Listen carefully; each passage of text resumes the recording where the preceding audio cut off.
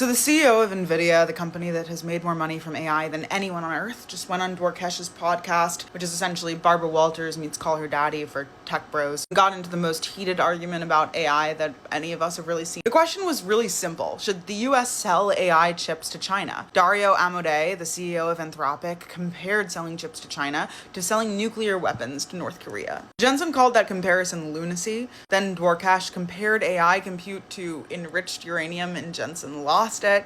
And here's the thing. Jensen's argument only makes sense if you don't believe AGI is coming anytime soon. Let me explain why the AI community is melting down over this interview. There are a few reasons why. The fight was, in a sense, about export controls, whether the US should restrict chip sales to China. Jensen's argument was that chips aren't weapons. China can make its own. If you concede the second largest market in the world, you lose the developer ecosystem. You lose the moat. You accelerate the rise of a non-American tech stack that spreads through the rest of the world. This is the Republicans buy sneakers too of the tech world, but for China.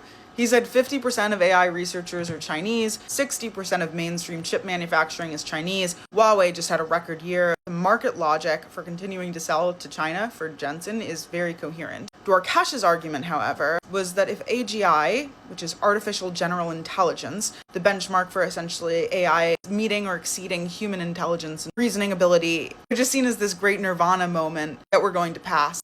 Point of no return. AGI, if that's coming in the next few years, and every major AI lab says that it is, then every GPU that you sell to China is a strategic weapon. You don't sell enriched uranium to adversaries and then brag that the casing was made by Boeing. That's Amodei's line. Jensen hated it. He called it childish absolutes. He said it was a loser premise. Here's the part that made everyone kind of crash out though. Jensen's argument against export controls only works if you assume that AGI is not arriving soon, which he implied he doesn't really care about AGI or necessarily believe in it. If AGI is 2 to 3 years away, which is what OpenAI, Anthropic, and Google are all building towards, then compute is the most dangerous strategic asset on Earth. You don't sell it to geopolitical rivals.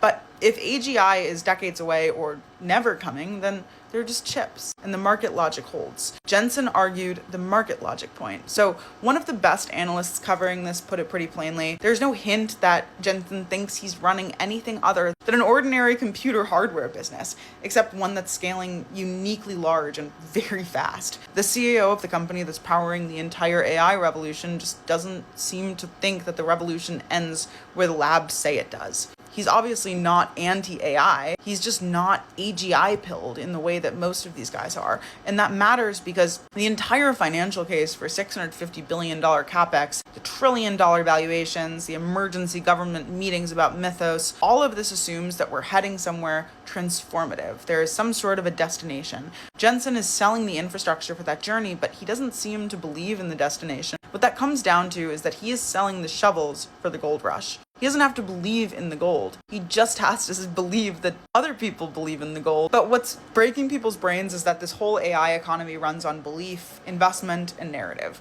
And the man at the center of the hardware layer, the one who benefits the most from that belief being very strong, he just argued on camera like someone who thinks this is just very good business, not a civilization-changing technology, a business. And maybe that's the best guy for the job. He's level-headed. You don't have to believe in God to build a church, I guess. The shovel seller doesn't need to believe in gold. He just needs the line at the hardware store to keep growing. Right now, the line is very long. The question is what happens when people in line realize that the guy behind the counter isn't looking for gold either. And people seem to have realized that today.